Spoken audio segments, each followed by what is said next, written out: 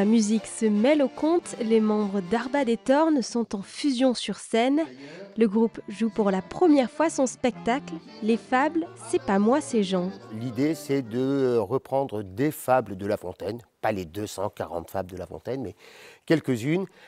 Et surtout, ce qui était important dans le propos, c'était de ne pas dire forcément le texte de La Fontaine, mais de raconter l'histoire des fables en question pour les rendre accessibles à un public d'aujourd'hui, avec un vocabulaire d'aujourd'hui, et ne pas avoir l'écueil de la langue du XVIIe siècle. Rendre les fables accessibles passe aussi par le décor, une boîte à chapeau, un buste et un livre de La Fontaine. Christelle a imaginé la mise en scène avec le groupe pendant leur résidence d'une semaine. Moi, mon travail, ça a vraiment consisté à avoir un fil rouge, à un peu à voir en fonction des personnalités de chacun, qui allait jouer un peu quel rôle. Donc, parce que les deux musiciens, par exemple, des fois font un peu les trublions sur le spectacle. Finalement, on s'est dit que Maxime, ça allait être le fan absolu de La Fontaine.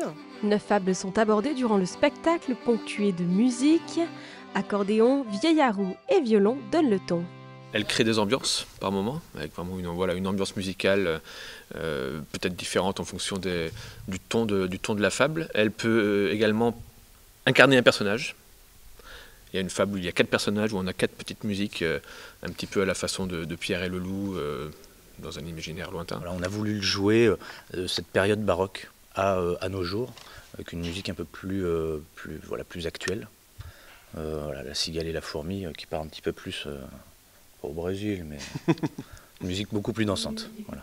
Les fables, c'est pas moi, c'est Jean s'adressent à tout public à partir de 8 ans.